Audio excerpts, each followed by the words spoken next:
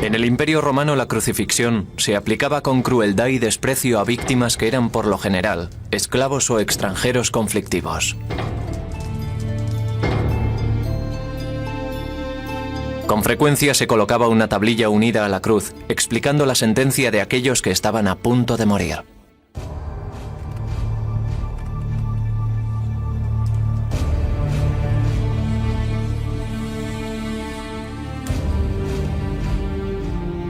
Esta es la historia de cómo una de aquellas ejecuciones, realizada en una remota provincia del Imperio Romano, se convirtió en la imagen central del cristianismo. Es también la historia de cómo el primer emperador cristiano de Roma, Constantino, cambió el aspecto del mundo cuando hizo trasladar desde Jerusalén lo que algunos consideran la auténtica cruz en la que fue crucificado Jesucristo. Y es la sorprendente historia de cómo puede haber sobrevivido 2000 años un pedazo de esa cruz, la tablilla con la acusación contra él. Tras la cruz verdadera.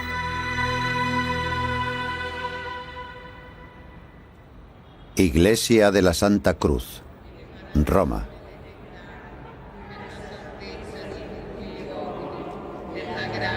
Desde hace 700 años, la Iglesia Romana de la Santa Cruz guarda una pequeña y casi ilegible placa de madera. Aunque la mayoría de los estudiosos la han calificado de falsificación medieval, un historiador cree que puede ser realmente una parte del titulus. La tablilla clavada sobre la cruz de Cristo con la burlona frase dictada por Poncio Pilatos: Jesús de Nazaret, Rey de los judíos. Si eso es cierto, se trata de un objeto de valor inimaginable. Tenía que haber una inscripción en la cruz de Jesús. Era una costumbre romana. Cuando crucificaban a alguien, según la ley romana, la razón del castigo se indicaba en una placa de madera o similar.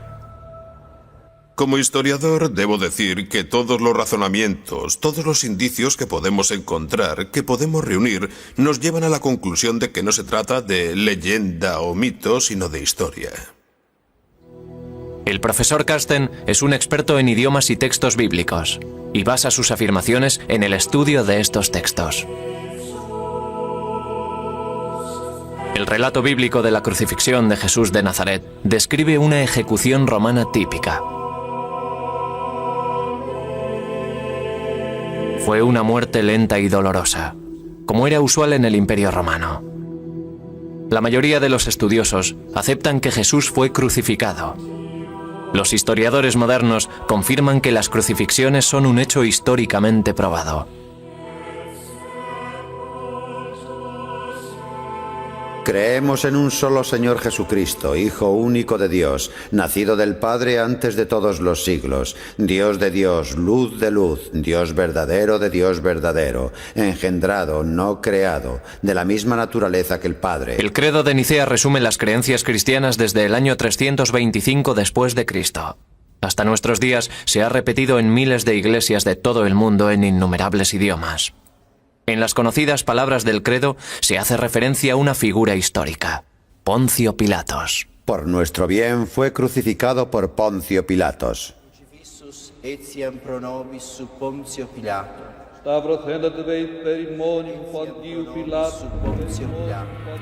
Fue crucificado por Poncio Pilatos. Poncio Pilatos presidió cientos de ejecuciones en la lejana provincia de Judea.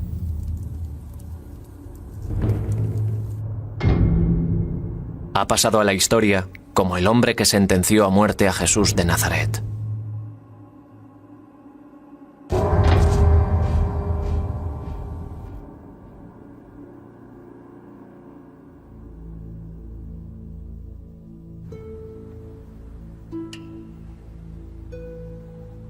Este antiguo pedazo de madera, en el que aparecen unas de las palabras más fuertes y conmovedoras de la Biblia, en los últimos 600 años solo lo han sacado de su estuche 4 veces.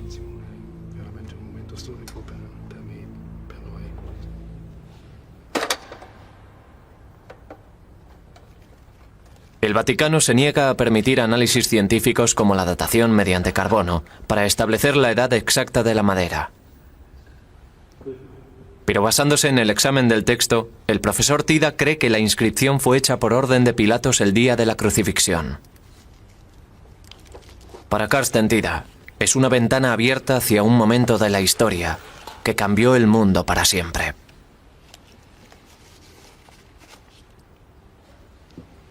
No olvidemos que es la historia de Roma. El hombre que crucificó a Jesús era un prefecto romano y la inscripción sobre la cruz de Jesús era una inscripción romana. Todo esto forma parte no de la historia de Cristo, sino de la historia de Roma. Por lo tanto, intentaremos estudiar hechos históricos, no leyendas.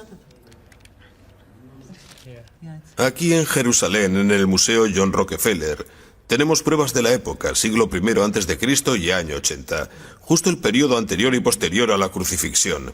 Buscamos letras, frases completas que nos muestren el tipo de letra, el tipo de escritura que se acerque lo más posible al que aparece en el titulus. Así podremos fijar la fecha del titulus, de la escritura de la pieza de madera. Los manuscritos antiguos tienen detalles característicos que permiten a los expertos calcular su época.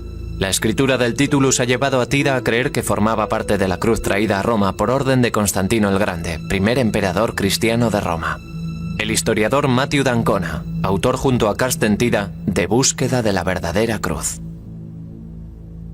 El trabajo de Carsten Tida en el pasado incluye el cambio de fecha de un fragmento del manuscrito del Evangelio de San Mateo a los años 60 del siglo I, lo que ha transformado radicalmente el debate sobre los orígenes del Evangelio.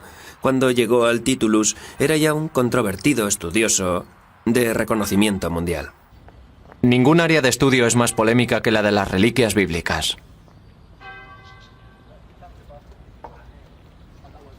Martin Biddle es profesor de arqueología medieval en la Universidad de Oxford y gran experto en la tumba de Cristo.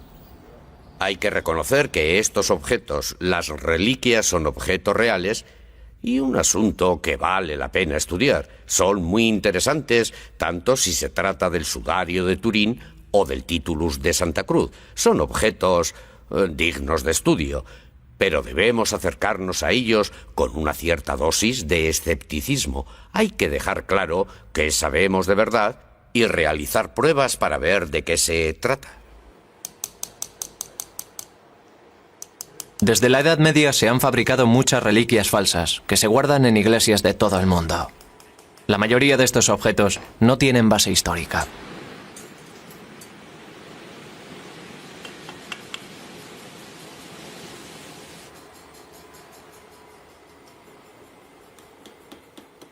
Entre ellas hay miles de pedazos de madera, como este de la Santa Cruz de Roma, que se dice que es parte de la cruz del buen ladrón crucificado junto a Jesús. La existencia de tantas reliquias poco fiables es la razón que ha llevado al Vaticano a no querer investigar el titulus. Para dar argumentos a favor de que es la cruz verdadera, hay que estudiar la forma en la que trajeron la reliquia hasta la iglesia de la Santa Cruz. La Iglesia celebra el difícil viaje realizado a Tierra Santa por Helena, la madre del emperador Constantino. En el año 306 dijo que había encontrado la cruz en la que habían crucificado a Cristo. A lo largo de los siglos, el viaje de Helena se ha ido llenando de leyendas. Pero Carsten Tida opina que tras los mitos se esconden hechos reales. La Iglesia de la Santa Cruz esconde un secreto. Parte de ella pertenece a una estructura romana anterior. Y detrás de la iglesia están las ruinas del Palacio de Helena. Tida cree que Helena trajo a este lugar el titulus y parte de la verdadera cruz. El hecho de que este fuera el Palacio de Helena da peso a la creencia de Tida de que el titulus no es otra dudosa reliquia más, sino un objeto histórico y el resultado del viaje de Helena. Dentro de la iglesia, el descubrimiento de Helena se recrea en frescos situados sobre el altar. Aunque tenía 80 años cuando hizo el viaje a Jerusalén, se le representa como a una mujer joven. El acontecimiento está rodeado de mitos.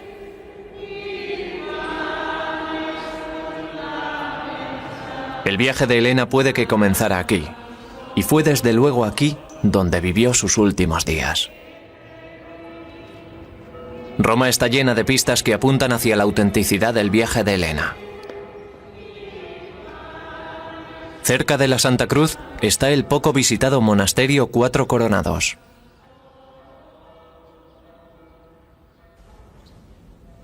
En su pequeña capilla, una serie de frescos de la Edad Media relatan la historia de Helena y Constantino.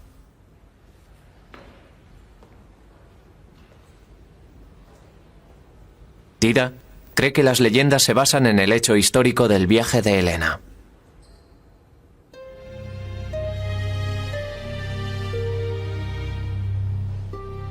Busco pruebas históricas. Incluso en la Alta Edad Media se conservan vestigios de la certeza histórica. Parte de eso se ha rodeado luego de leyendas e historias que han pasado a formar parte de la tradición de la Iglesia. Vemos a Helena con 3 cruces. Señala una de ellas, seguramente al que quiere que comprueben primero. En algún momento surgió la leyenda de que la verdadera cruz solo podría identificarse cuando un enfermo o enferma se curara al tocarla.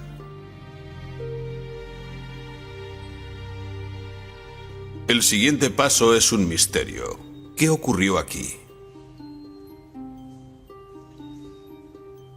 Es algo que no podemos ver. No sabemos nada más. Parte de nuestra búsqueda es averiguar qué ocurrió. ¿Era el Titulus?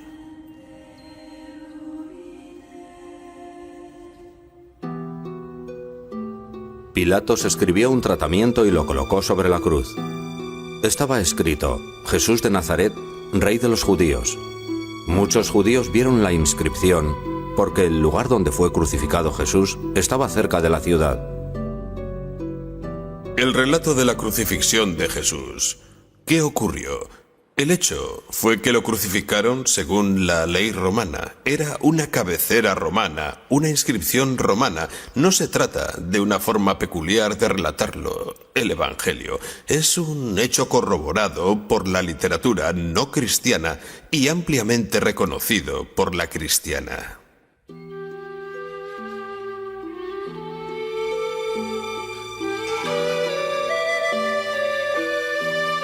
La sección del Titulus que se conserva es solo una parte de la madera en la que se podía leer: Jesús de Nazaret, Rey de los Judíos. Podía leerse en 3 idiomas: hebreo, griego y latín, en ese orden. El orden de los idiomas no concuerda con las fuentes literarias que se conservan de los 4 evangelios ni con relato posterior alguno. Eso por sí mismo excluye la falsificación posterior. El falsificador copia obviamente un modelo que ya existe, pero todos los modelos, los evangelios y todos los demás muestran los idiomas en orden diferente. Para Tida esto demuestra que el Titulus se escribió antes que los evangelios. En otras palabras, un falsificador seguramente hubiera copiado el orden en que aparecen los idiomas en los evangelios. Segundo, algo que se ve inmediatamente al mirar la pieza de madera es que la segunda y tercera líneas, las del griego y latín, están escritas de derecha a izquierda como el reflejo de un espejo. Escribir de derecha a izquierda era la forma hebrea de hacerlo. Era el sistema correcto para la primera línea, pero no para las que tenían el texto en griego y latín. Nadie hubiera pedido un Titulus falso que estuviera tan mal hecho. Así que estos son 2 puntos de inicio, los 2 detalles que se ven inmediatamente. Observaciones directas que descartan la idea de falsificación. Al revés, la escritura en espejo se vuelve clara. Podemos leer: Jesús de Nazaret.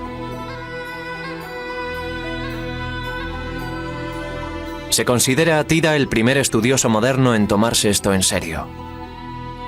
Supone que fue escrito por orden de Poncio Pilatos, por un escriba judío, acostumbrado a escribir de derecha a izquierda. Pudo ser alguien como Leonardo que escribía atrás con el reflejo de un espejo. Todo el asunto es muy extraño. Si hubiera sido grabado en el siglo XVI, se podría pensar que se imprimió al revés. Pero no fue así. Es un enigma. Carsten tiene razón al señalarlo. Es algo que necesita explicación. Tida cree que hay más pruebas de que el Titulus no fue escrito en época posterior. Esta letra es una abreviación utilizada en aquella época, pero que desapareció a finales del siglo I. Sabemos, por supuesto, cuándo se pudo hacer por primera vez. Fue el 7 de abril del año 30, cuando Jesús fue crucificado. Para la historia, para un historiador, un epigrafista, un papirólogo o un teólogo es una prueba brillante. ¿Sabes cuándo pudo empezar a hacerse? ¿Y sabes hasta cuándo pudo hacerse? Hasta que este tipo de escritura, esta forma especial de escribir hebreo, griego o latín desapareció. Tienes un periodo con principio y final, que en nuestro caso es el que queremos establecer, unos 30 años del siglo I. Si el Titulus no es una falsificación, el profesor Tida debería poder demostrar cómo llegó hasta Roma.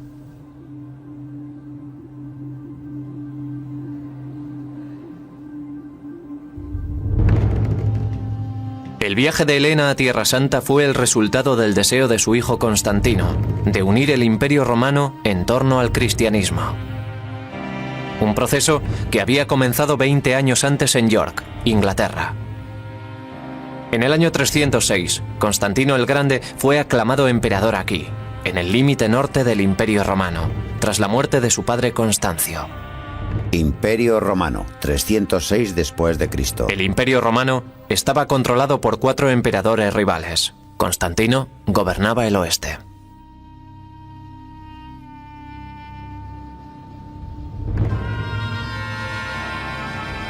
Este fue el inicio de la campaña de Constantino para hacerse con el control de todo el Imperio Romano. Pero para triunfar, Constantino debía derrotar antes a su principal rival, el emperador Magencio, que controlaba Roma.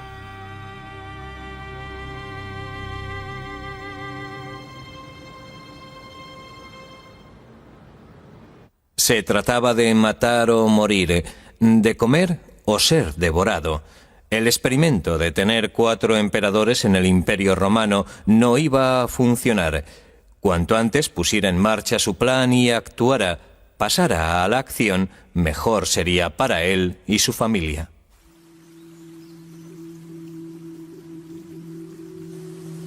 Para conquistar Roma, debía cruzar primero el puente Milvio, que protegía el acceso norte a la ciudad eterna.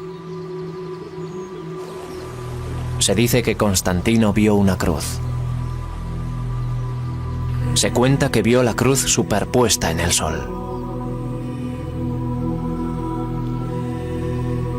Su biógrafo Lactanio escribió: Constantino fue aconsejado en sueños que colocara el símbolo celestial de Dios en el escudo de sus soldados.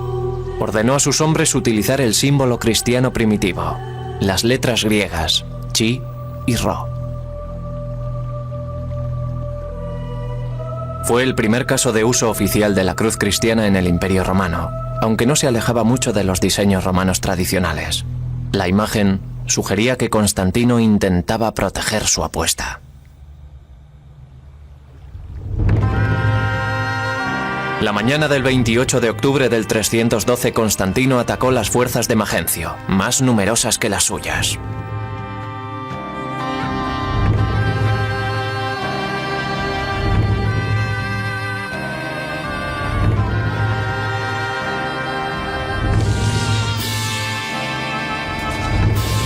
Armado con el símbolo de la cruz, triunfó.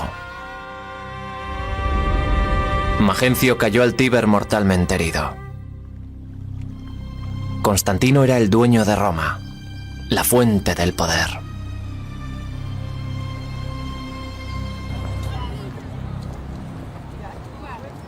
Justo al lado del Coliseo, construyó un arco del triunfo para conmemorar su victoria militar y política.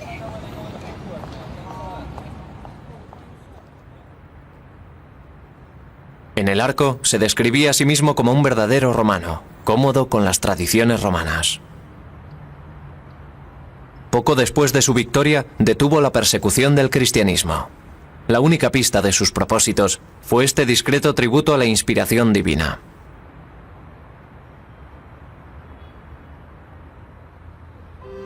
Lo que tenía en mente podía revolver a Roma de sus cimientos.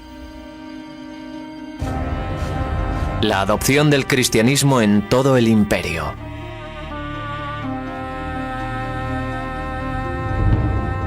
Tras consolidarse, miró hacia Tierra Santa buscando un elemento común en la diversidad del imperio, algo que sirviera para mantenerlo unido.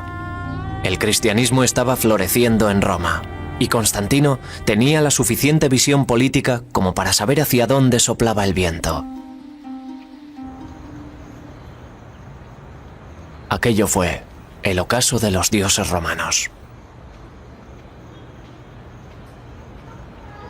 En las catacumbas que se hallan bajo las calles de Roma, hay pruebas abundantes de que en la época en que Constantino se hizo con el poder, el avance del cristianismo era imparable. Los emperadores anteriores habían intentado acabar con él, pero el cristianismo iba reemplazando gradualmente a los dioses y símbolos romanos, algunos de los cuales aún se pueden ver aquí.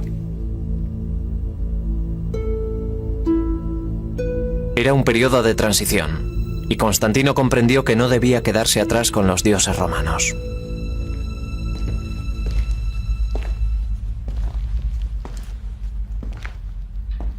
Por todas partes había muestras de que el cristianismo iba cobrando confianza, aunque la cruz no era todavía el importante icono que es en la actualidad.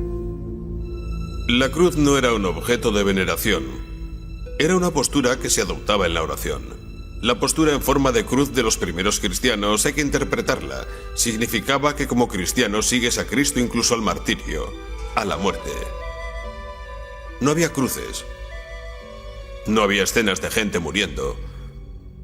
Los símbolos y las inscripciones hablaban de esperanza en la resurrección. Tenían la paloma como signo de esperanza, el ancla como signo de esperanza, el pez que preparó Jesús para sus discípulos después de la resurrección. Y por supuesto tenemos el monograma de Cristo, las dos primeras letras de su nombre en griego. Lo que hizo Constantino, con mucha inteligencia, fue reinterpretarlos, asegurarse de que la gente entendiera el viejo sistema, los viejos símbolos, los viejos signos habían adquirido una nueva y profunda significación cristiana. La cruz se convirtió en su talismán, en el símbolo de su triunfo y de la unidad del imperio. El siguiente paso de Constantino fue convertir el símbolo en algo real. Para hacerlo, necesitaba la prueba de que el cristianismo era una fe basada en hechos históricos, lo que lo convertía en algo muy diferente a creer en los dioses romanos. El profesor Tida ha venido al Museo Británico en busca de Helena, que tuvo un papel fundamental en toda esta historia. Constantino consiguió el apoyo de esta extraordinaria mujer de 80 años, que fue a Tierra Santa a buscar la prueba que necesitaba.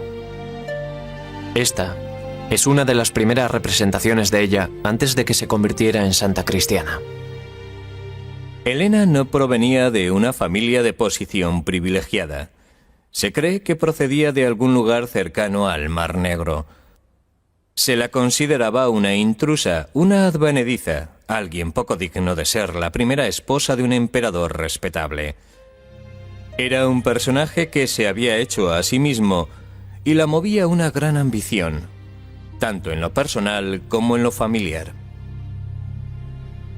Helena fue una de las mujeres más extraordinarias que han existido jamás. El personaje que se muestra en los devocionarios católicos de una mujer pía, entregada a la oración, es engañosa.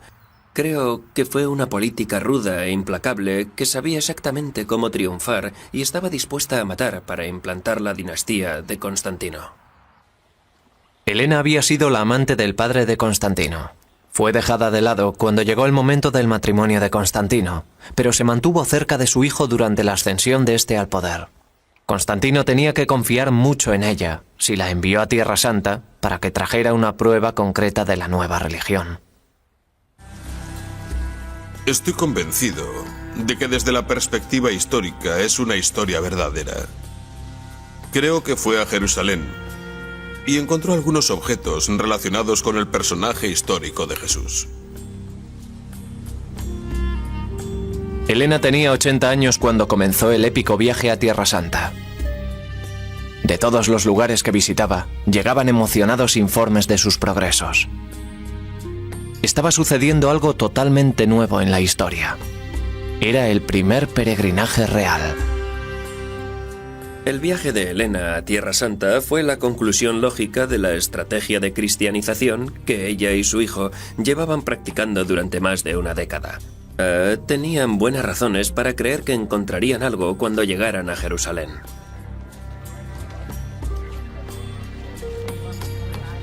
En su búsqueda de los santos lugares de la cristiandad, en el año 326 Helena llegó por fin a Jerusalén, el lugar de la crucifixión y la resurrección.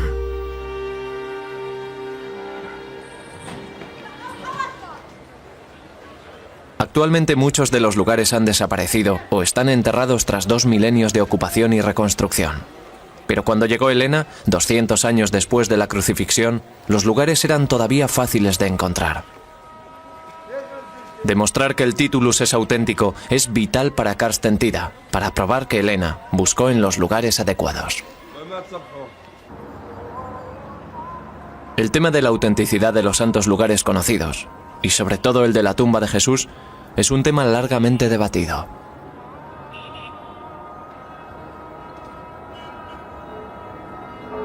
Actualmente, la mayoría de los historiadores creen que este fue el lugar de la crucifixión, la iglesia abovedada del Santo Sepulcro. Capas de historia se superponen unas a otras. El lugar estaba situado en la ciudad nueva, Aelia Capitolina. 100 años después de la crucifixión se había levantado sobre él un templo a Venus. Un relato de la época dice que cuando Helena llegó, ya había sido demolido por orden de Constantino y reemplazado por una enorme basílica cristiana. Creo que cuando llegó Helena se encontró con que estaban demoliendo el templo romano y empezando a construir el gran complejo ordenado por Constantino. Hay una pregunta interesante. ¿Eligió el lugar correcto? La respuesta es que seguramente lo hizo, porque Eusebio había descrito 30 años antes el Gólgota, el lugar de crucifixión situado en Aelia, en la ciudad nueva, Aelia Capitolina, al norte del monte Sión, es decir, estaba en algún lugar de Jerusalén, dijo el que se señale ahora. Aquello fue 30 años antes de Constantino. Creo que fue un punto de Jerusalén muy conocido lo que guió las excavaciones de Constantino. Este es aquel lugar. Ahora lo ocupa la iglesia del Santo Sepulcro. Durante los primeros siglos de la cristiandad, el Gólgota, el lugar donde actualmente se alza la iglesia del Santo Sepulcro, no tuvo rival. Los lugares rivales se inventaron en el siglo XIX y comienzos del XX.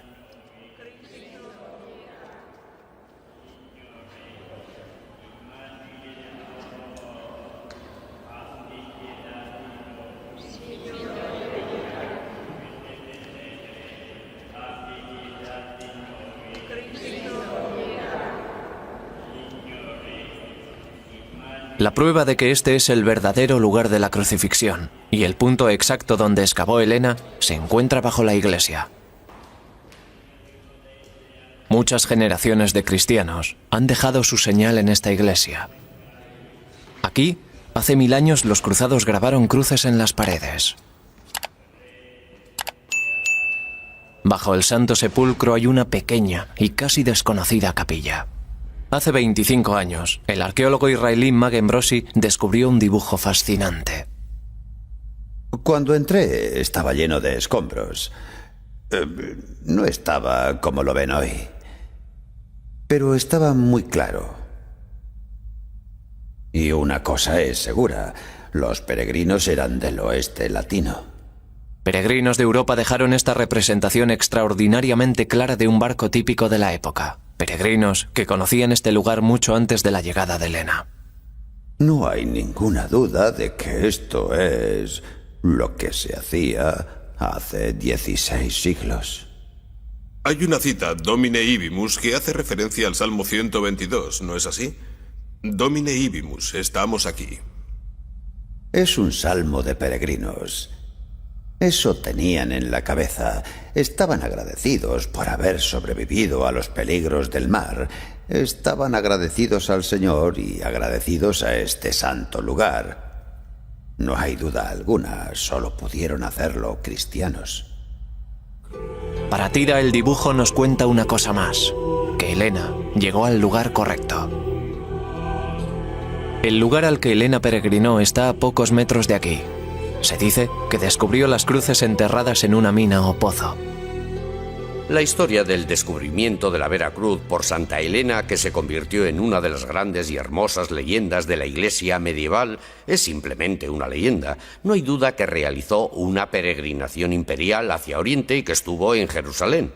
Pero nunca se hace referencia a ella en relación a lo que hoy llamamos Iglesia del Santo Sepulcro. Seguro que estuvo allí, seguro que hizo donaciones del tesoro imperial, pero no creo que queden pruebas de que tuviera un papel importante en la reconstrucción de la iglesia o en el inicio de las excavaciones.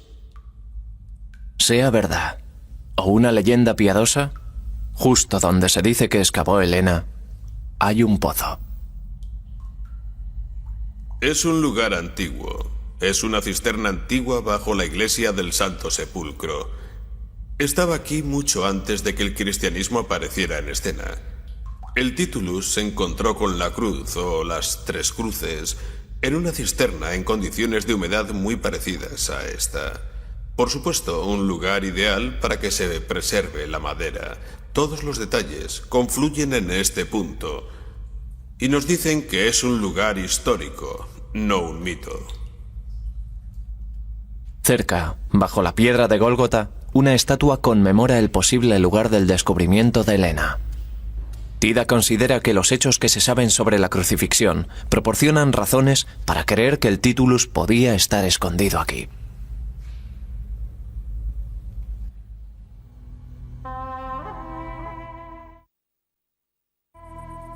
Tomaron pues a Jesús, y él, cargando con su cruz, salió hacia el lugar llamado Calvario, que en hebreo se llama Gólgota.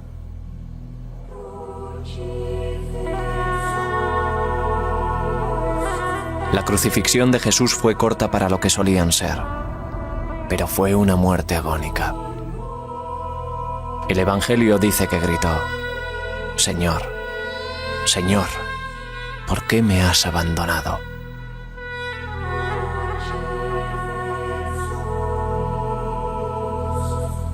Había varias formas de crucificar. Me refiero a que había cruces diferentes. La inventiva sádica del equipo de crucifixión variaba la forma de colocar el cuerpo en la cruz. Josias es un antropólogo físico afincado en Jerusalén que ha estudiado las técnicas de enterramiento en las tumbas antiguas. Es difícil saber si a Jesús le crucificaron con 3 o 4 clavos. La razón de que la mayoría de las representaciones cristianas muestren 3 se basa en la línea teológica del Padre, el Hijo y el Espíritu Santo, la Santísima Trinidad. El Deuteronomio describe que un hombre crucificado es considerado detestable por Dios. Así que cabría preguntarse si el cadáver de un criminal convicto pudo recibir un entierro judío.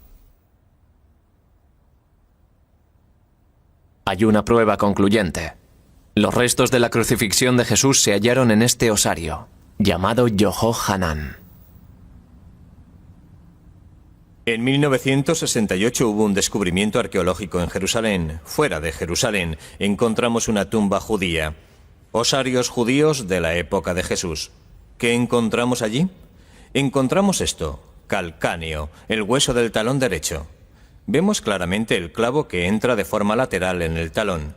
Si mira atentamente aquí, puede ver que hay una placa de madera. Todavía quedan pruebas después de 2000 años. Todavía quedan restos de la madera. La madera actuaba de argolla. El clavo atravesó el talón y al entrar en la madera seguramente tropezó con algo duro, como un nudo. Se dobló. Cuando bajaron al sujeto de la cruz fue imposible quitarle el clavo. Así que le enterraron con el clavo en el pie.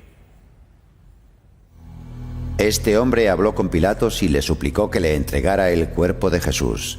Después de descolgarle, le envolvió en una sábana y le puso en un sepulcro excavado en la roca en el que nadie había sido puesto todavía.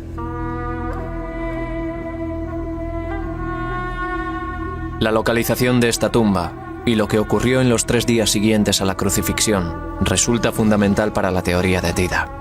Por las investigaciones realizadas durante los últimos 100 años, sabemos que el lugar conocido como la Iglesia del Santo Sepulcro es un antiguo cementerio judío, un cementerio de tumbas excavadas en la roca. usado entre el siglo I antes de Cristo y el siglo I después de Cristo. Por tanto, es posible que hubiera un sepulcro recién excavado en la roca, José de Arimatea, donde ahora está la iglesia. Es una posibilidad razonable.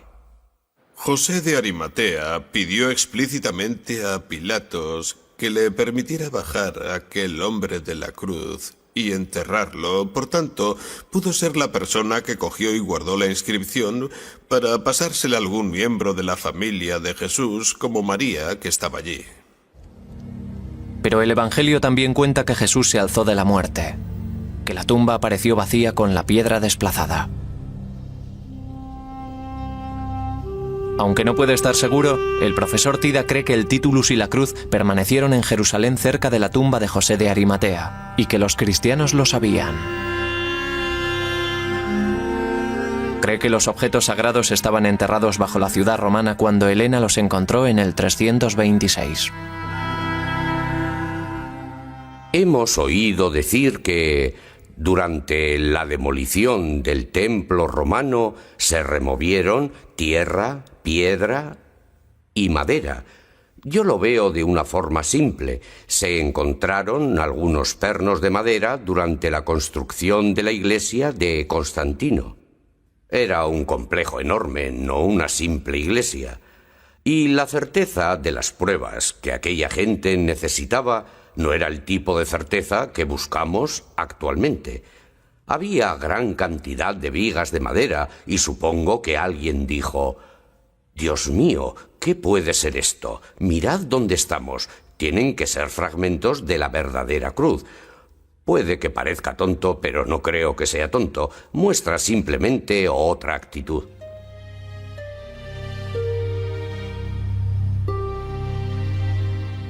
Se cree que Helena dividió su hallazgo en 3 partes para distribuirlo por todo el imperio. Dejó una parte, incluida una sección del titulus, en Jerusalén, donde pronto se convirtió en una gran atracción. No hay la menor duda de que existía en Jerusalén una importante reliquia de madera sobre el año 348-350, que el obispo de Jerusalén y su clero, y por supuesto los peregrinos, pensaban que era una parte de la verdadera cruz. Otra parte fue a Constantinopla, donde Constantino estableció la capital de su imperio. Paseaba a caballo por el hipódromo, utilizando en las bridas un clavo de la que se sabía la cruz verdadera, para demostrar la realidad del cristianismo. Estas reliquias acabaron perdiéndose en la batalla, seguramente durante el siglo VIII. Helena regresó a su palacio de Roma, llevando con ella una parte de la verdadera cruz y una parte del titulus. Allí, 2 años más tarde y tras completar su misión, murió. Pero su herencia iba a perdurar. La cruz se convirtió en emblema de Roma. Los templos se convirtieron en iglesias y se reemplazó a los dioses paganos. Después de Helena, nada volvería a ser lo mismo. Constantino y su madre habían impulsado el cristianismo hacia la supremacía. La cruz se convirtió en el símbolo más fuerte y famoso que el mundo había visto jamás.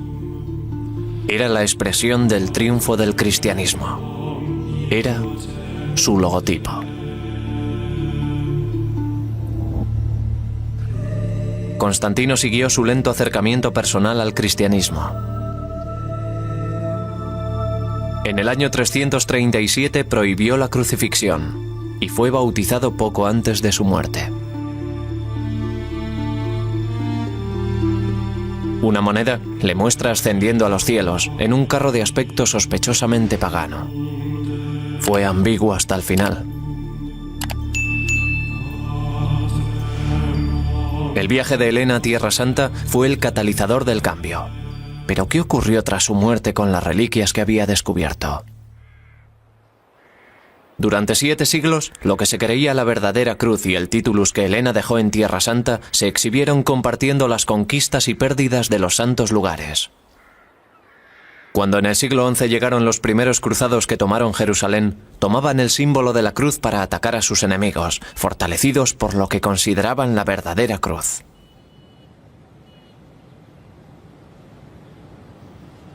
Establecieron a lo largo del Valle del Jordán una red de castillos para proteger los santos lugares de la invasión de las fuerzas musulmanas.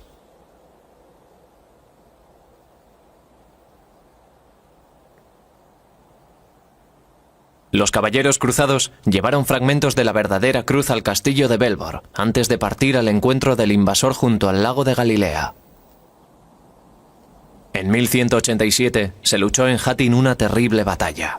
En ella, Saladino, general de las tropas musulmanas invasoras, derrotó al ejército de los cruzados cristianos comandado por el obispo de Acre, que había acudido a la batalla, llevando la cruz verdadera. Relato musulmán de la batalla. La caballería cargó una y otra vez entre la neblina reverberante. Atormentaba la sed. Ardía el viento y los corazones estaban ansiosos. Los perros dejaban colgar sus lenguas y aullaban bajo el ardiente sol. Deseaban llegar al agua, pero había que cruzar antes un infierno en llamas. Un insoportable calor se apoderó de ellos. La verdadera cruz ardió y se creyó perdida para siempre. El bien más preciado de la humanidad quedó reducido a cenizas.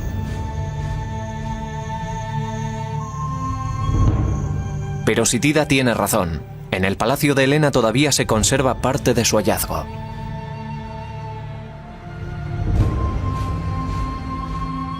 El Titulus permaneció oculto desde el 326 hasta que fue descubierto en 1492, tras este fresco de la capilla de Helena. Estaba oculto en un cofre, detrás de esta piedra. El descubrimiento del Titulus despertó un enorme interés. El gran Miguel Ángel en persona inspeccionó la tabla y realizó su único crucifijo en madera, imitando la misteriosa escritura inversa. También el Greco pintó las letras de la tabla.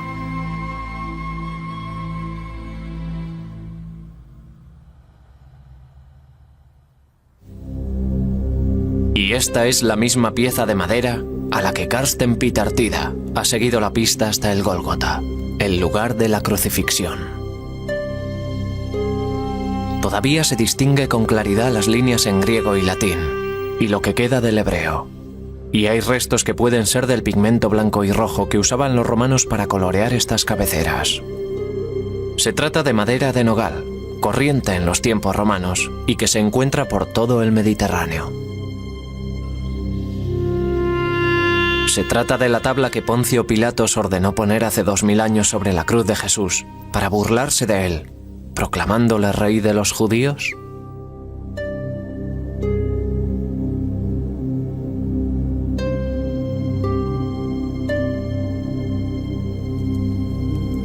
Carsten Tida vuelve a Pilatos buscando la prueba final. Esta es la única piedra que se ha encontrado con el nombre de Pilatos. Tida observa que el estilo de las letras grabadas es idéntico al del Titulus, un estilo que desapareció a finales del siglo I. Por eso Tida cree que la inscripción de cabecera no se pudo realizar en época posterior a la crucifixión de Cristo.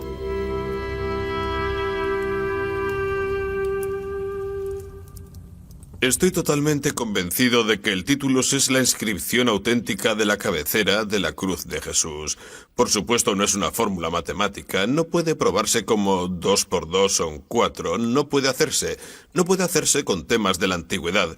Nunca sabremos si Alejandro Magno desató el nudo gordiano o si César cruzó alguna vez el Rubicón, pero hasta ese grado de certeza o incertidumbre, estoy convencido de que era el Titulus lo que estaba encima de la cabeza de Jesús en la cruz.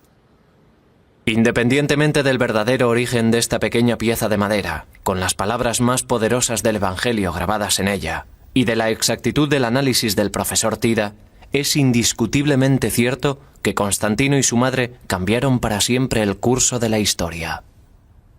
Fueron ellos quienes propagaron por todo el mundo el símbolo de la cruz. Y fueron ellos quienes convirtieron una ejecución realizada en un oscuro rincón de Roma en la imagen de la redención cristiana. Lo que Carsten Tida ha demostrado, más allá de toda duda, es que no se trata de una falsificación medieval, Ha obligado a la gente a preguntar ¿qué es esto? Una pregunta que llevaba siglos sin plantearse. Eso es lo emocionante de su trabajo. No ha encontrado la respuesta irrefutable que satisfaga a todos. No existe esa respuesta para un objeto así. Pero ha obligado a la gente a hacerse preguntas ¿qué es este pedazo de madera? ¿De dónde ha salido? Eso es lo extraordinario de su labor.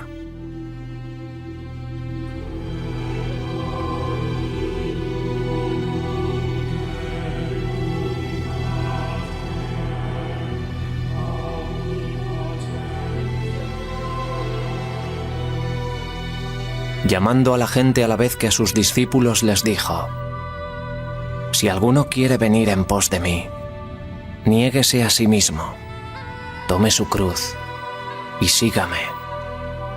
Porque quien quiera salvar su vida, la perderá. Pero quien pierda su vida por mí y por el Evangelio, la salvará. Sin datación, el origen del Titulus no es definitivo. Gracias al profesor Tida, el Vaticano analizará el Titulus de la Santa Cruz.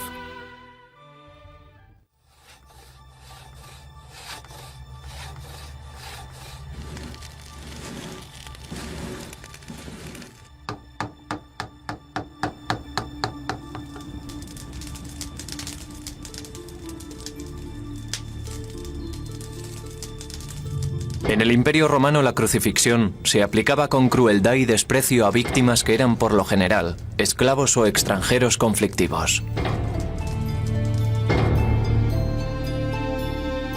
Con frecuencia se colocaba una tablilla unida a la cruz, explicando la sentencia de aquellos que estaban a punto de morir.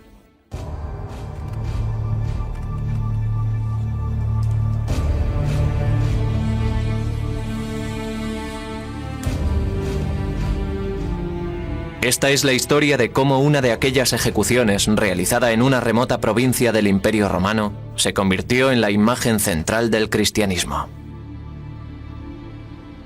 Es también la historia de cómo el primer emperador cristiano de Roma, Constantino, cambió el aspecto del mundo cuando hizo trasladar desde Jerusalén lo que algunos consideran la auténtica cruz en la que fue crucificado Jesucristo.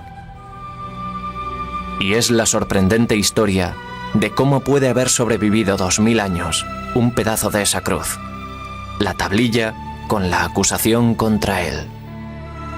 Tras la cruz verdadera.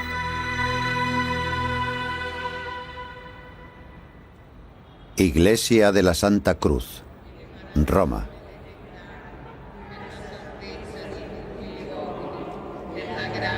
Desde hace 700 años, la Iglesia Romana de la Santa Cruz guarda una pequeña y casi ilegible placa de madera. Aunque la mayoría de los estudiosos la han calificado de falsificación medieval, un historiador cree que puede ser realmente una parte del Titulus, la tablilla clavada sobre la cruz de Cristo con la burlona frase dictada por Poncio Pilatos: Jesús de Nazaret, Rey de los Judíos. Si eso es cierto, se trata de un objeto de valor inimaginable.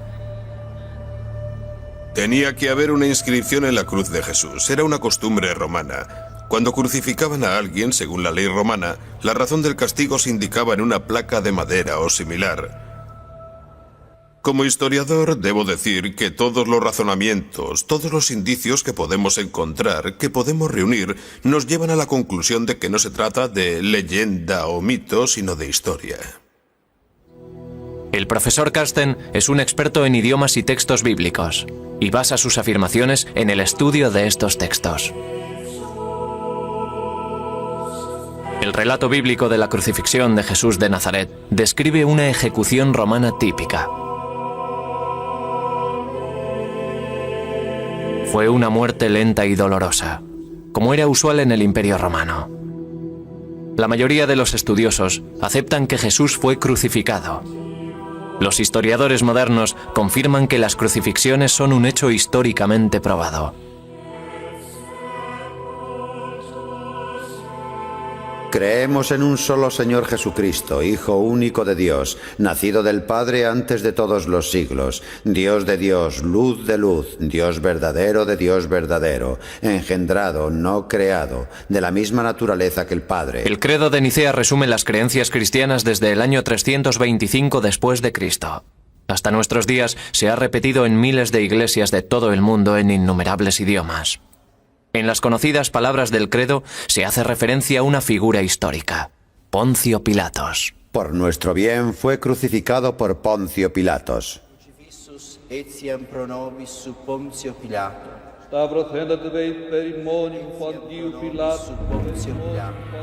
Fue crucificado por Poncio Pilatos. Poncio Pilatos presidió cientos de ejecuciones en la lejana provincia de Judea.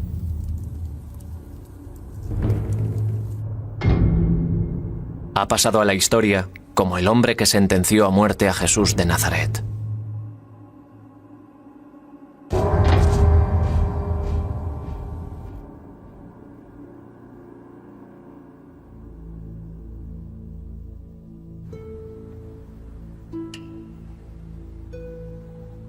Este antiguo pedazo de madera, en el que aparecen unas de las palabras más fuertes y conmovedoras de la Biblia, en los últimos 600 años solo lo han sacado de su estuche 4 veces.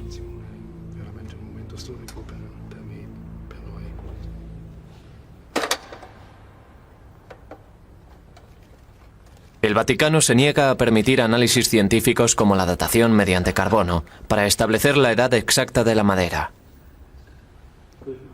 Pero basándose en el examen del texto, el profesor Tida cree que la inscripción fue hecha por orden de Pilatos el día de la crucifixión.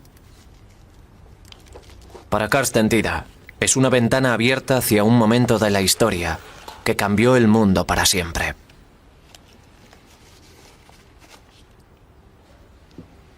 No olvidemos que es la historia de Roma. El hombre que crucificó a Jesús era un prefecto romano y la inscripción sobre la cruz de Jesús era una inscripción romana. Todo esto forma parte no de la historia de Cristo, sino de la historia de Roma.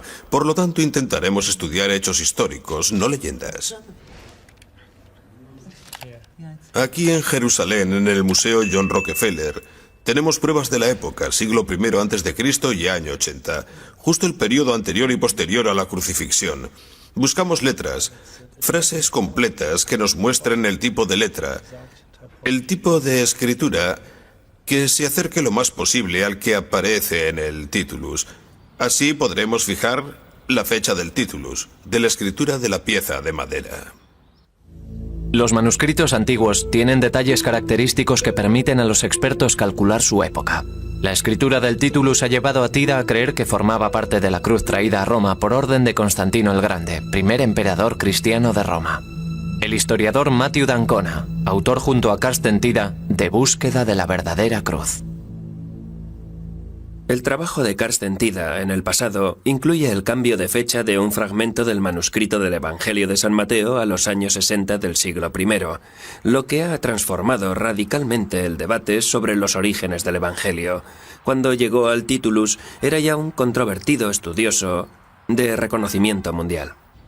Ningún área de estudio es más polémica que la de las reliquias bíblicas. Martin Biddle es profesor de arqueología medieval en la Universidad de Oxford y gran experto en la tumba de Cristo. Hay que reconocer que estos objetos, las reliquias, son objetos reales y un asunto que vale la pena estudiar. Son muy interesantes, tanto si se trata del sudario de Turín o del Titulus de Santa Cruz. Son objetos dignos de estudio, pero debemos acercarnos a ellos con una cierta dosis de escepticismo. Hay que dejar claro que sabemos de verdad y realizar pruebas para ver de qué se trata. Desde la Edad Media se han fabricado muchas reliquias falsas que se guardan en iglesias de todo el mundo. La mayoría de estos objetos no tienen base histórica.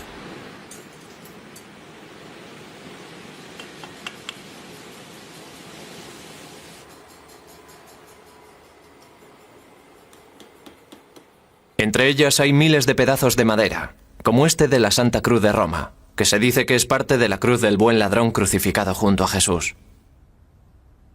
La existencia de tantas reliquias poco fiables es la razón que ha llevado al Vaticano a no querer investigar el Titulus. Para dar argumentos a favor de que es la cruz verdadera, hay que estudiar la forma en la que trajeron la reliquia hasta la iglesia de la Santa Cruz. La Iglesia celebra el difícil viaje realizado a Tierra Santa por Helena, la madre del emperador Constantino. En el año 306 dijo que había encontrado la cruz en la que habían crucificado a Cristo. A lo largo de los siglos, el viaje de Helena se ha ido llenando de leyendas. Pero Carsten Tida opina que tras los mitos se esconden hechos reales. La Iglesia de la Santa Cruz esconde un secreto. Parte de ella pertenece a una estructura romana anterior.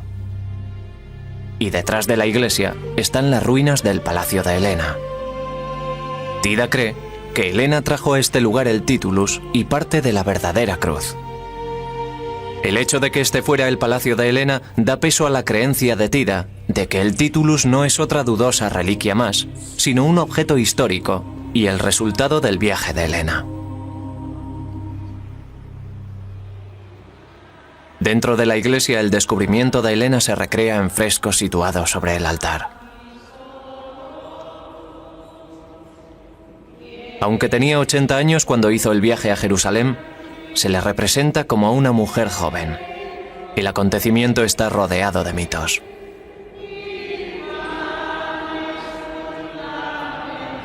El viaje de Helena puede que comenzara aquí, y fue desde luego aquí donde vivió sus últimos días.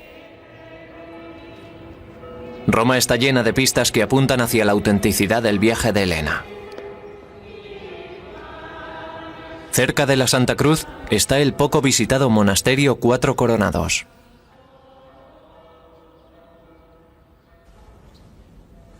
En su pequeña capilla, una serie de frescos de la Edad Media relatan la historia de Helena y Constantino.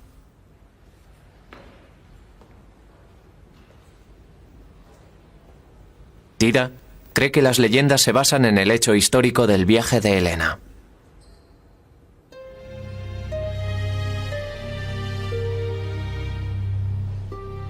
Busco pruebas históricas. Incluso en la Alta Edad Media se conservan vestigios de la certeza histórica.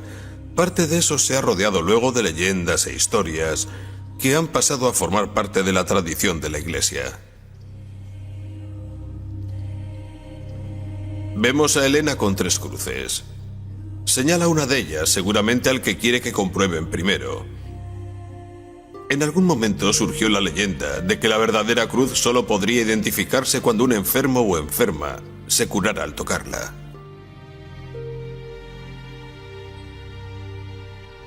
El siguiente paso es un misterio. ¿Qué ocurrió aquí? Es algo que no podemos ver. No sabemos nada más. Parte de nuestra búsqueda es averiguar qué ocurrió. ¿Era el Titulus?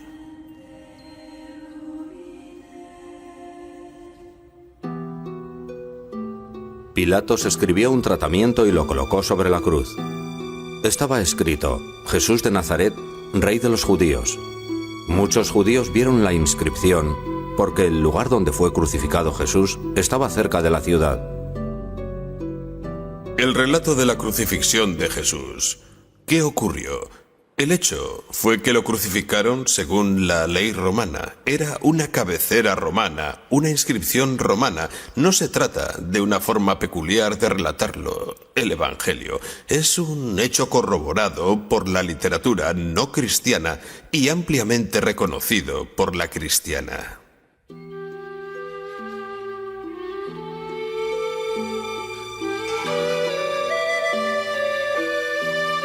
La sección del Titulus que se conserva es solo una parte de la madera en la que se podía leer: Jesús de Nazaret, Rey de los Judíos. Podía leerse en 3 idiomas: hebreo, griego y latín, en ese orden. El orden de los idiomas no concuerda con las fuentes literarias que se conservan de los 4 evangelios ni con relato posterior alguno. Eso por sí mismo excluye la falsificación posterior. El falsificador copia obviamente un modelo que ya existe, pero todos los modelos, los evangelios y todos los demás muestran los idiomas en orden diferente.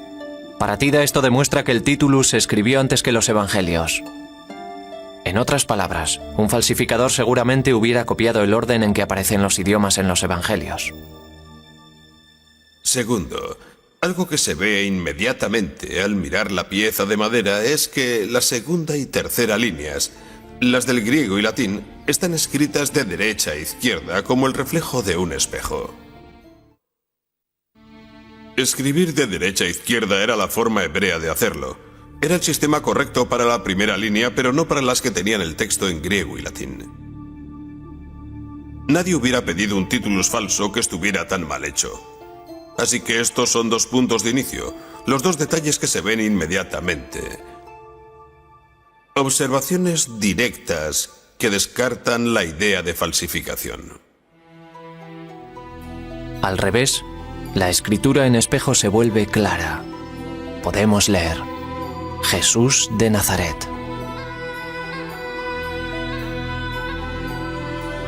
Se considera a Tida el primer estudioso moderno en tomarse esto en serio.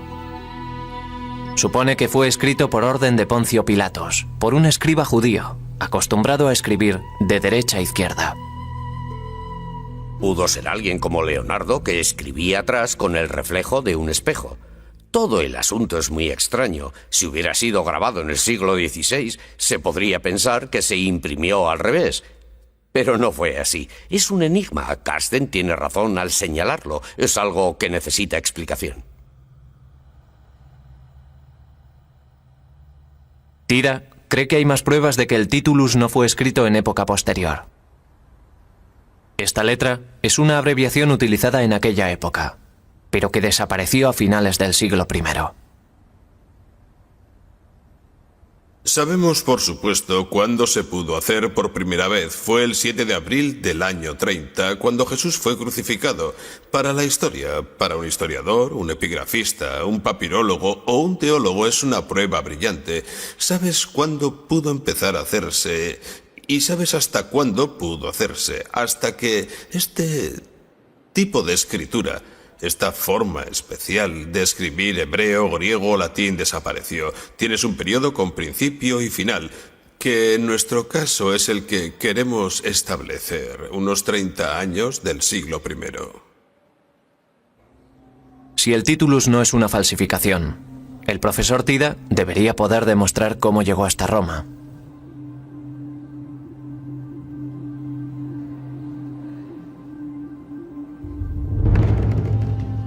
El viaje de Helena a Tierra Santa fue el resultado del deseo de su hijo Constantino de unir el Imperio Romano en torno al cristianismo. Un proceso que había comenzado 20 años antes en York, Inglaterra.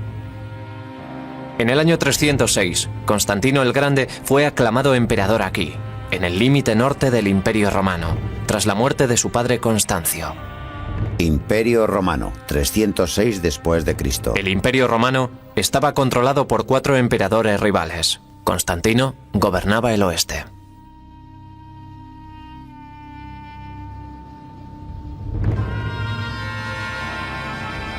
Este fue el inicio de la campaña de Constantino para hacerse con el control de todo el Imperio Romano. Pero para triunfar, Constantino debía derrotar antes a su principal rival, el emperador Magencio, que controlaba Roma.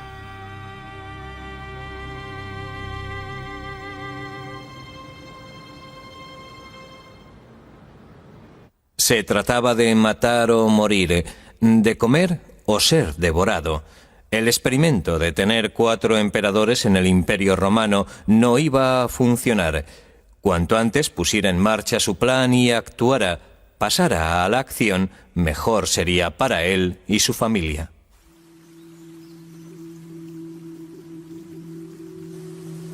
Para conquistar Roma, debía cruzar primero el puente Milvio, que protegía el acceso norte a la ciudad eterna. Se dice que Constantino vio una cruz.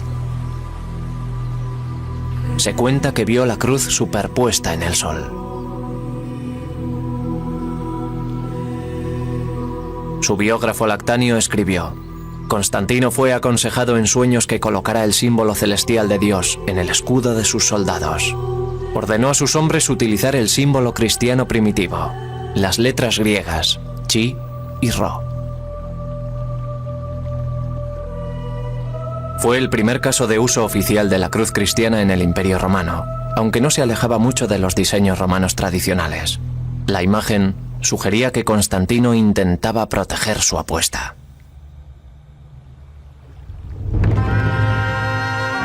La mañana del 28 de octubre del 312, Constantino atacó las fuerzas de Magencio, más numerosas que las suyas.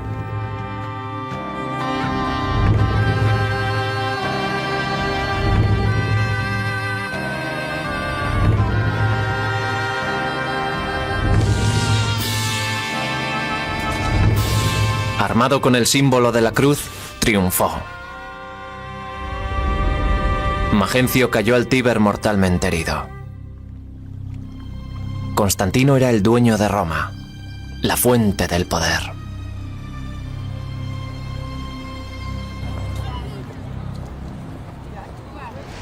Justo al lado del Coliseo, construyó un arco del triunfo para conmemorar su victoria militar y política.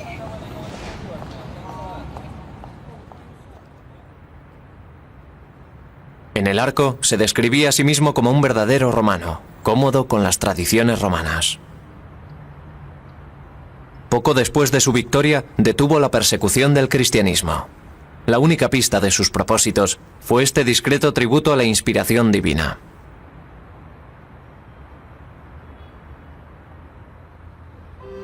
Lo que tenía en mente podía revolver a Roma de sus cimientos. La adopción del cristianismo en todo el imperio.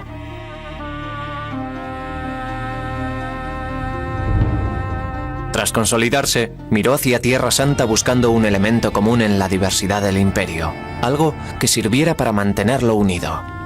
El cristianismo estaba floreciendo en Roma, y Constantino tenía la suficiente visión política como para saber hacia dónde soplaba el viento.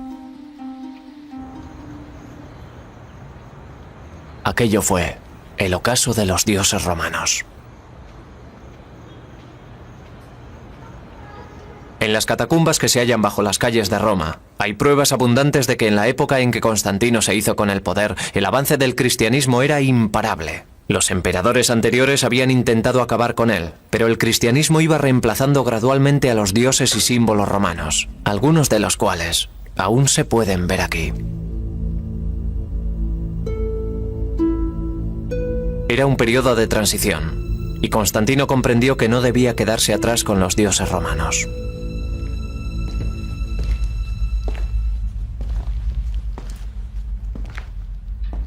Por todas partes había muestras de que el cristianismo iba cobrando confianza, aunque la cruz no era todavía el importante icono que es en la actualidad.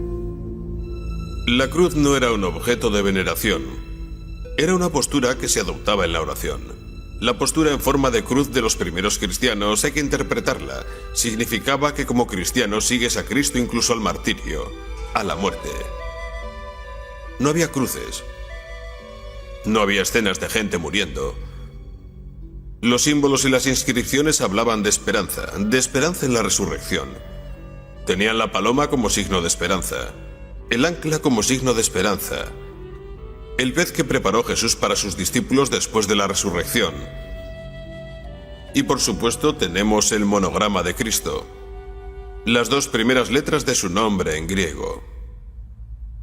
Lo que hizo Constantino, con mucha inteligencia, fue reinterpretarlos, asegurarse de que la gente entendiera el viejo sistema, los viejos símbolos, los viejos signos habían adquirido una nueva y profunda significación cristiana. La cruz se convirtió en su talismán, en el símbolo de su triunfo y de la unidad del imperio. El siguiente paso de Constantino fue convertir el símbolo en algo real. Para hacerlo, necesitaba la prueba de que el cristianismo era una fe basada en hechos históricos, lo que lo convertía en algo muy diferente a creer en los dioses romanos. El profesor Tida ha venido al Museo Británico en busca de Helena, que tuvo un papel fundamental en toda esta historia. Constantino consiguió el apoyo de esta extraordinaria mujer de 80 años, que fue a Tierra Santa a buscar la prueba que necesitaba. Esta es una de las primeras representaciones de ella antes de que se convirtiera en santa cristiana. Helena no provenía de una familia de posición privilegiada. Se cree que procedía de algún lugar cercano al Mar Negro. Se la consideraba una intrusa, una advenediza, alguien poco digno de ser la primera esposa de un emperador respetable. Era un personaje que se había hecho a sí mismo y la movía una gran ambición, tanto en lo personal como en lo familiar. Helena fue una de las mujeres más extraordinarias que han existido jamás. El personaje que se muestra en los devocionarios católicos de una mujer pía, entregada a la oración, es engañosa. Creo que fue una política ruda e implacable que sabía exactamente cómo triunfar y estaba dispuesta a matar para implantar la dinastía de Constantino. Helena había sido la amante del padre de Constantino. Fue dejada de lado cuando llegó el momento del matrimonio de Constantino, pero se mantuvo cerca de su hijo durante la ascensión de este al poder. Constantino tenía que confiar mucho en ella si la envió a Tierra Santa para que trajera una prueba concreta de la nueva religión. Estoy convencido de que desde la perspectiva histórica es una historia verdadera. Creo que fue a Jerusalén y encontró algunos objetos relacionados con el personaje histórico de Jesús. Helena tenía 80 años cuando comenzó el épico viaje a Tierra Santa. De todos los lugares que visitaba, llegaban emocionados informes de sus progresos. Estaba sucediendo algo totalmente nuevo en la historia. Era el primer peregrinaje real. El viaje de Helena a Tierra Santa fue la conclusión lógica de la estrategia de cristianización que ella y su hijo llevaban practicando durante más de una década. Tenían buenas razones para creer que encontrarían algo cuando llegaran a Jerusalén.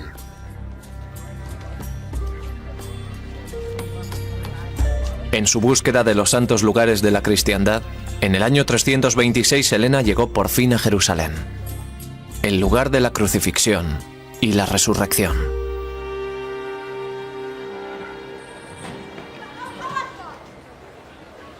Actualmente muchos de los lugares han desaparecido o están enterrados tras 2 milenios de ocupación y reconstrucción.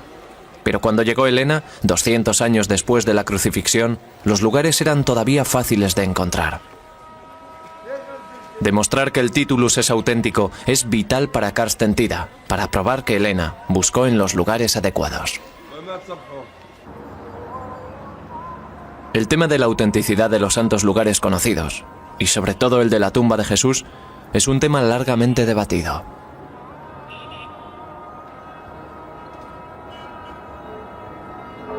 Actualmente, la mayoría de los historiadores creen que este fue el lugar de la crucifixión, la iglesia abovedada del Santo Sepulcro. Capas de historia se superponen unas a otras. El lugar estaba situado en la ciudad nueva, Aelia Capitolina. 100 años después de la crucifixión se había levantado sobre él un templo a Venus. Un relato de la época dice que cuando Helena llegó, ya había sido demolido por orden de Constantino y reemplazado por una enorme basílica cristiana. Creo que cuando llegó Helena se encontró con que estaban demoliendo el templo romano y empezando a construir el gran complejo ordenado por Constantino. Hay una pregunta interesante. ¿Eligió el lugar correcto? La respuesta es que seguramente lo hizo, porque Eusebio había descrito 30 años antes el Gólgota, el lugar de crucifixión situado en Aelia, en la ciudad nueva, Aelia Capitolina, al norte del monte Sión, es decir, estaba en algún lugar de Jerusalén, dijo el que se señale ahora. Aquello fue 30 años antes de Constantino. Creo que fue un punto de Jerusalén muy conocido lo que guió las excavaciones de Constantino. Este es aquel lugar. Ahora lo ocupa la iglesia del Santo Sepulcro. Durante los primeros siglos de la cristiandad, el Gólgota, el lugar donde actualmente se alza la iglesia del Santo Sepulcro, no tuvo rival. Los lugares rivales se inventaron en el siglo XIX y comienzos del XX.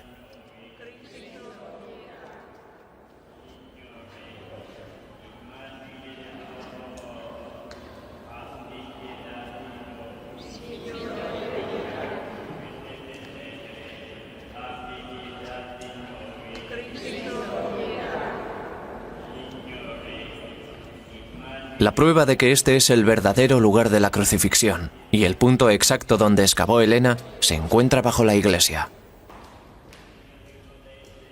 Muchas generaciones de cristianos han dejado su señal en esta iglesia. Aquí, hace 1000 años, los cruzados grabaron cruces en las paredes. Bajo el Santo Sepulcro hay una pequeña y casi desconocida capilla. Hace 25 años, el arqueólogo israelí Magen Brossi descubrió un dibujo fascinante. Cuando entré estaba lleno de escombros. No estaba como lo ven hoy, pero estaba muy claro. Y una cosa es segura, los peregrinos eran del oeste latino. Peregrinos de Europa dejaron esta representación extraordinariamente clara de un barco típico de la época. Peregrinos que conocían este lugar mucho antes de la llegada de Helena. No hay ninguna duda de que esto es lo que se hacía hace 16 siglos. Hay una cita, Domine Ibimus, que hace referencia al Salmo 122, ¿no es así? Domine Ibimus, estamos aquí. Es un salmo de peregrinos. Eso tenían en la cabeza. Estaban agradecidos por haber sobrevivido a los peligros del mar. Estaban agradecidos al Señor y agradecidos a este santo lugar. No hay duda alguna, solo pudieron hacerlo cristianos. Para Tira, el dibujo nos cuenta una cosa más, que Helena llegó al lugar correcto. El lugar al que Helena peregrinó está a pocos metros de aquí. Se dice que descubrió las cruces enterradas en una mina o pozo. La historia del descubrimiento de la Vera Cruz por Santa Helena, que se convirtió en una de las grandes y hermosas leyendas de la Iglesia medieval, es simplemente una leyenda. No hay duda que realizó una peregrinación imperial hacia Oriente y que estuvo en Jerusalén. Pero nunca se hace referencia a ella en relación a lo que hoy llamamos Iglesia del Santo Sepulcro. Seguro que estuvo allí, seguro que hizo donaciones del tesoro imperial, pero no creo que queden pruebas de que tuviera un papel importante en la reconstrucción de la iglesia o en el inicio de las excavaciones.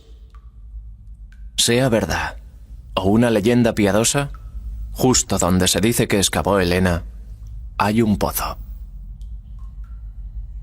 Es un lugar antiguo. Es una cisterna antigua bajo la iglesia del Santo Sepulcro. Estaba aquí mucho antes de que el cristianismo apareciera en escena. El Titulus se encontró con la cruz, o las 3 cruces, en una cisterna en condiciones de humedad muy parecidas a esta. Por supuesto, un lugar ideal para que se preserve la madera. Todos los detalles confluyen en este punto. Y nos dicen que es un lugar histórico, no un mito. Cerca, bajo la piedra de Gólgota, una estatua conmemora el posible lugar del descubrimiento de Helena. Tida considera que los hechos que se saben sobre la crucifixión proporcionan razones para creer que el Titulus podía estar escondido aquí.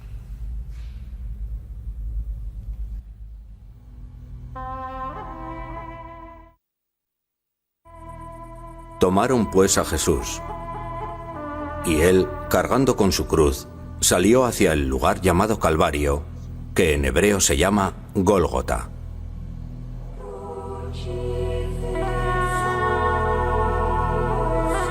La crucifixión de Jesús fue corta para lo que solían ser, pero fue una muerte agónica. El Evangelio dice que gritó: Señor, Señor, ¿por qué me has abandonado?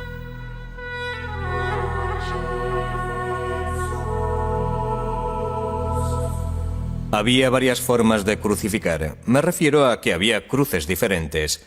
La inventiva sádica del equipo de crucifixión variaba la forma de colocar el cuerpo en la cruz. Josias es un antropólogo físico afincado en Jerusalén que ha estudiado las técnicas de enterramiento en las tumbas antiguas. Es difícil saber si a Jesús le crucificaron con 3 o 4 clavos. La razón de que la mayoría de las representaciones cristianas muestren 3 se basa en la línea teológica del Padre, el Hijo y el Espíritu Santo, la Santísima Trinidad. El Deuteronomio describe que un hombre crucificado es considerado detestable por Dios. Así que cabría preguntarse si el cadáver de un criminal convicto pudo recibir un entierro judío. Hay una prueba concluyente. Los restos de la crucifixión de Jesús se hallaron en este osario, llamado Yoho Hanán.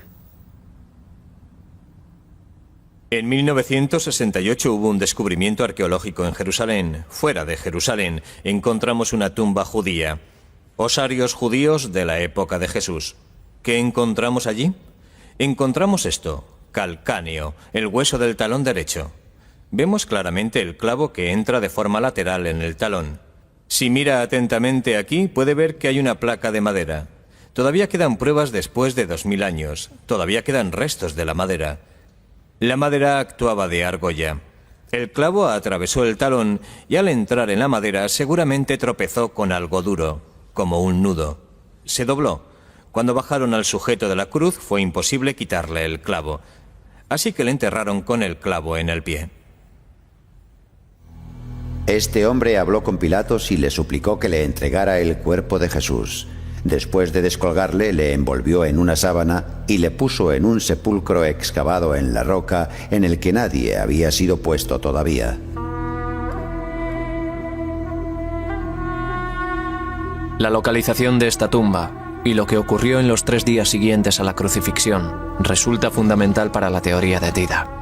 Por las investigaciones realizadas durante los últimos 100 años, sabemos que el lugar conocido como la Iglesia del Santo Sepulcro es un antiguo cementerio judío, un cementerio de tumbas excavadas en la roca, usado entre el siglo I antes de Cristo y el siglo I después de Cristo. Por tanto, es posible que hubiera un sepulcro recién excavado en la roca, José de Arimatea, donde ahora está la iglesia. Es una posibilidad razonable.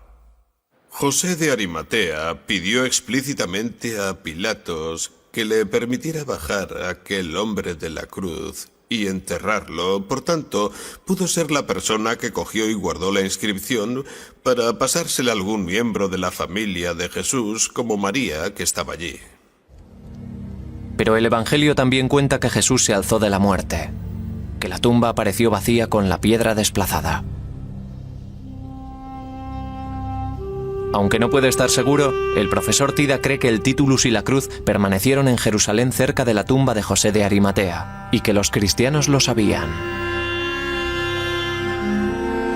Cree que los objetos sagrados estaban enterrados bajo la ciudad romana cuando Helena los encontró en el 326.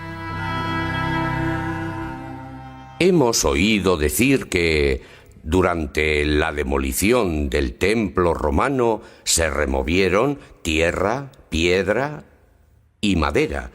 Yo lo veo de una forma simple. Se encontraron algunos pernos de madera durante la construcción de la iglesia de Constantino. Era un complejo enorme, no una simple iglesia. Y la certeza de las pruebas que aquella gente necesitaba no era el tipo de certeza que buscamos actualmente. Había gran cantidad de vigas de madera y supongo que alguien dijo: «Dios mío, ¿qué puede ser esto? Mirad dónde estamos. Tienen que ser fragmentos de la verdadera cruz». Puede que parezca tonto, pero no creo que sea tonto. Muestra simplemente otra actitud.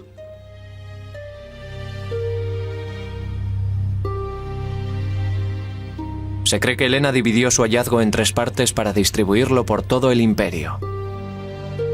Dejó una parte, incluida una sección del titulus en Jerusalén, donde pronto se convirtió en una gran atracción. No hay la menor duda de que existía en Jerusalén una importante reliquia de madera sobre el año 348-350, que el obispo de Jerusalén y su clero, y por supuesto los peregrinos, pensaban que era una parte de la verdadera cruz. Otra parte fue a Constantinopla, donde Constantino estableció la capital de su imperio. Paseaba a caballo por el hipódromo, utilizando en las bridas un clavo de la que se sabía la cruz verdadera, para demostrar la realidad del cristianismo. Estas reliquias acabaron perdiéndose en la batalla, seguramente durante el siglo VIII. Helena regresó a su palacio de Roma, llevando con ella una parte de la verdadera cruz y una parte del titulus. Allí, 2 años más tarde y tras completar su misión, murió. Pero su herencia iba a perdurar. La cruz se convirtió en emblema de Roma. Los templos se convirtieron en iglesias y se reemplazó a los dioses paganos. Después de Helena, nada volvería a ser lo mismo. Constantino y su madre habían impulsado el cristianismo hacia la supremacía. La cruz se convirtió en el símbolo más fuerte y famoso que el mundo había visto jamás. Era la expresión del triunfo del cristianismo. Era su logotipo.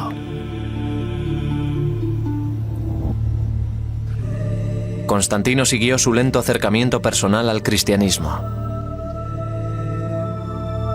En el año 337 prohibió la crucifixión y fue bautizado poco antes de su muerte.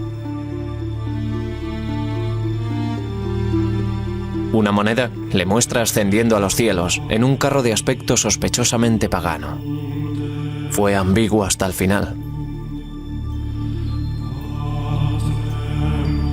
El viaje de Helena a Tierra Santa fue el catalizador del cambio. Pero ¿qué ocurrió tras su muerte con las reliquias que había descubierto? Durante 7 siglos, lo que se creía la verdadera cruz y el titulus que Helena dejó en Tierra Santa se exhibieron compartiendo las conquistas y pérdidas de los santos lugares. Cuando en el siglo XI llegaron los primeros cruzados que tomaron Jerusalén, tomaban el símbolo de la cruz para atacar a sus enemigos, fortalecidos por lo que consideraban la verdadera cruz.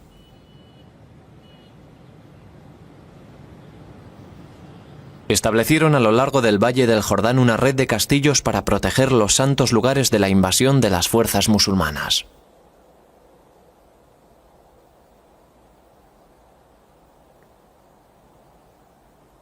Los caballeros cruzados llevaron fragmentos de la verdadera cruz al castillo de Belbor, antes de partir al encuentro del invasor junto al lago de Galilea.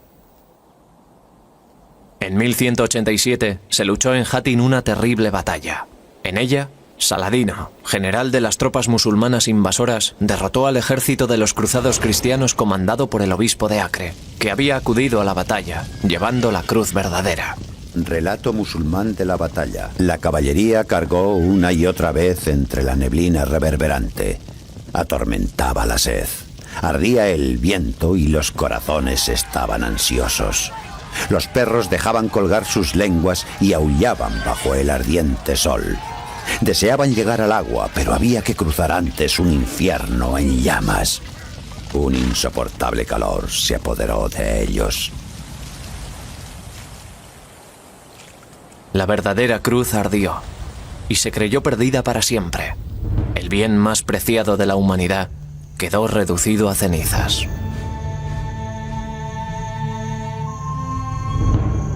Pero Sitida tiene razón. En el palacio de Helena todavía se conserva parte de su hallazgo.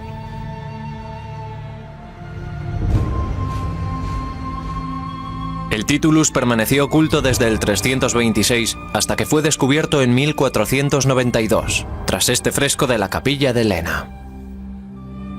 Estaba oculto en un cofre, detrás de esta piedra. El descubrimiento del titulus despertó un enorme interés.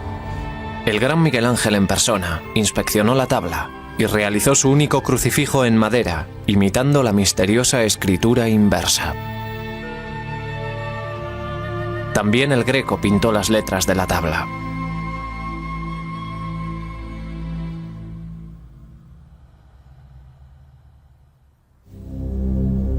Y esta es la misma pieza de madera a la que Carsten Pitartida ha seguido la pista hasta el Gólgota, el lugar de la crucifixión. Todavía se distingue con claridad las líneas en griego y latín, y lo que queda del hebreo. Y hay restos que pueden ser del pigmento blanco y rojo que usaban los romanos para colorear estas cabeceras. Se trata de madera de nogal, corriente en los tiempos romanos, y que se encuentra por todo el Mediterráneo. Se trata de la tabla que Poncio Pilatos ordenó poner hace 2000 años sobre la cruz de Jesús, para burlarse de él, proclamándole rey de los judíos.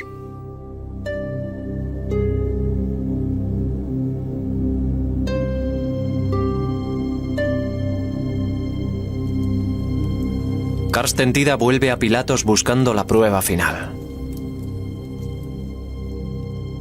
Esta es la única piedra que se ha encontrado con el nombre de Pilatos.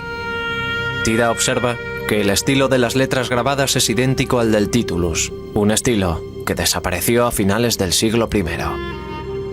Por eso Tida cree que la inscripción de cabecera no se pudo realizar en época posterior a la crucifixión de Cristo.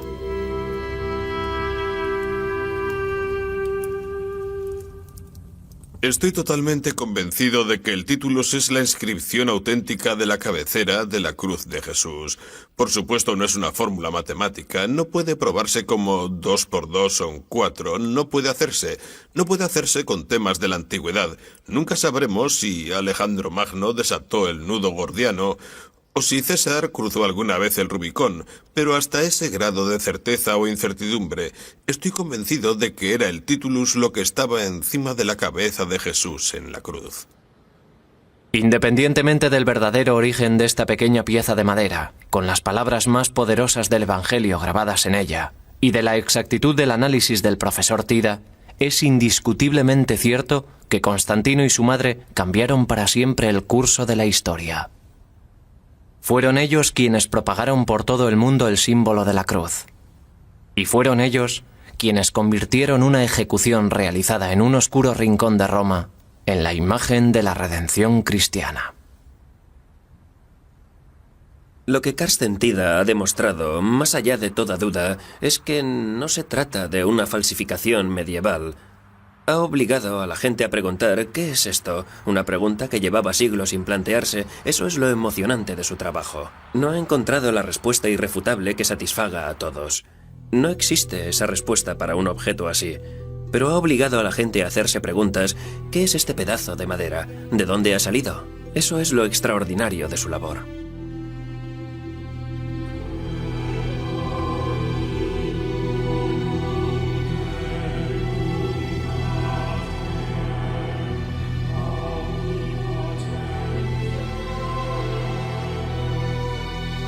Llamando a la gente a la vez que a sus discípulos les dijo: Si alguno quiere venir en pos de mí, niéguese a sí mismo, tome su cruz y sígame.